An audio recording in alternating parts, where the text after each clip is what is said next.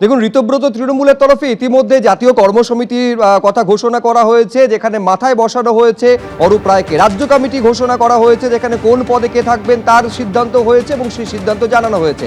আর এবার জেলা কমিটি তৈরি হতে চলেছে। জেলা কমিটি তৈরির জন্য আজই বৈঠকে বসতে চলেছে ঋতব্রত তৃণমূল।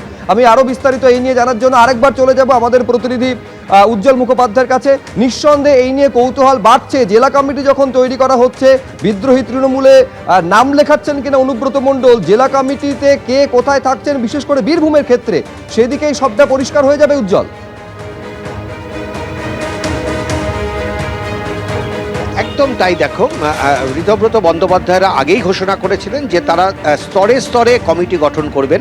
প্রথমে তারা ন্যাশনাল এক্সিকিউটিভ কমিটি তৈরি করেছিলেন অরূপ রায়কে চেয়ারম্যান করে।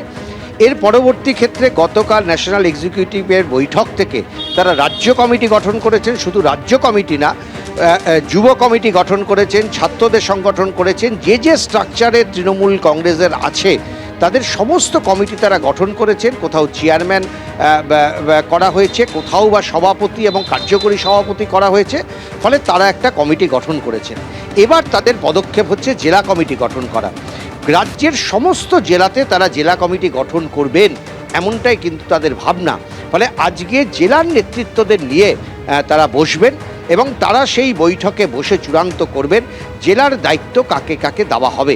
অর্থাৎ জেলার সভাপতি কে হবে সেই নাম হয়তো আজকে এখান থেকে চূড়ান্ত করার চেষ্টা হবে। উত্তর থেকে দক্ষিণ, বীরভূম থেকে মালদা, দার্জিলিং থেকে শুরু করে জলপাইগুড়ি, সমস্ত জেলাতেই তারা কিন্তু একটা জেলা কমিটি গঠন করতে চায়। হয়তো পুরো জেলা কমিটি আজকের বৈঠক থেকে হবে না, কিন্তু সভাপতি কে কাকে করা হবে সেই নামগুলো কিন্তু চূড়ান্ত হবে। বিষয়টা হচ্ছে, একটা সময় পর্যন্ত মনে হয়েছিল যে কালীঘাট শিবির অর্থাৎ মমতা বন্দ্যোপাধ্যায়কে ছেড়ে কতজন তৃণমূল কংগ্রেসের প্রথম সারির নেতা, দ্বিতীয় সারির নেতা, তৃতীয় সারির নেতা তারা অন্য শিবিরে যোগ দেবেন, এটা নিয়ে কিন্তু একটা দ্বন্দ্ব, এটা নিয়ে কিন্তু একটা জল্পনা ছিল। কিন্তু যত দিন যাচ্ছে দেখা যাচ্ছে যে জেলার যারা শীর্ষ নেতা হিসাবে দীর্ঘ 15 বছর 20 বছর ধরে কাজ করেছেন, অরূপ বিশ্বাস থেকে শুরু করে ফিরহাদ হাকিমরা যখন মমতা বন্দ্যোপাধ্যায়কে ছেড়ে ঋতব্রত বন্দ্যোপাধ্যায়দের শিবিরে এসেছিলেন, অনেকে অবাক হয়েছিলেন। ঠিক একই রকমভাবে যখন দেখা গেল চন্দ্রিমা ভট্টাচার্য রাজ্য সভাপতির পদ ছেড়ে তিনি চলে এলেন ঋতব্রত বন্দ্যোপাধ্যায়দের শিবিরে, তখন কিন্তু অনেকে বিস্ময় প্রকাশ করেছেন। আজকে কিন্তু আর বিস্ময় প্রকাশ করার কোনো জায়গা নেই, বরঞ্চ এই মুহূর্তে কালীঘাট তৃণমূলের সঙ্গে কারা আছে সেই তালিকাটা তৈরি করা অনেক সোজা।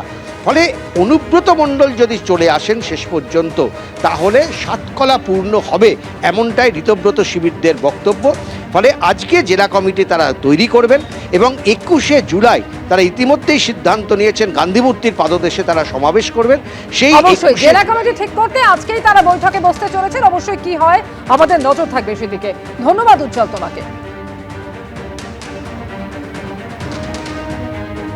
পার্টির রাজ্যের সভাপতি শ্রী বিপ্লব মিত্র, কার্যকরী সভাপতি শ্রী জাভেদ আহমেদ খান, তৃণমূল যুব কংগ্রেসের রাজ্যের সভাপতি শ্রী আনিসুর রহমান বিদেশ, কার্যকরী সভাপতি শ্রী সৌরভ বসু, মহিলা তৃণমূল কংগ্রেসের রাজ্যের সভানেত্রী শ্রীমতী সাবিনা ইয়াসমিন, কার্যকরী সভানেত্রী শ্রীমতী শিউলি সাহা, তৃণমূল ছাত্র পরিষদের রাজ্যের চেয়ারম্যান শ্রী কোহিনুর মজুমদার, তৃণমূল ছাত্র পরিষদের রাজ্য সভাপতি শ্রী সুদীপ রাহা, আইএনটিটিউসির পশ্চিমবঙ্গ রাজ্যের সভাপতি শ্রী নির্জল দে, পশ্চিমবঙ্গ তৃণমূল কিষাণ ক্ষেত মজদুর কংগ্রেসের যিনি সভাপতি আমাদের এমএলএ শ্রী নিশীত কুমার মালিক এবং SC/ST সেলের সভাপতি শ্রী আশিস মার্জিত। অন্য লোকের নির্দেশে পুতুল নাচে, সুতো বাঁধা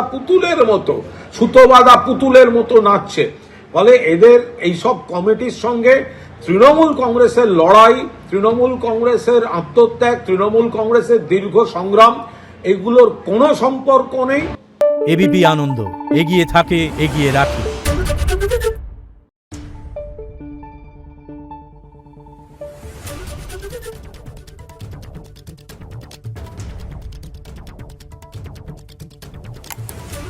Thank you.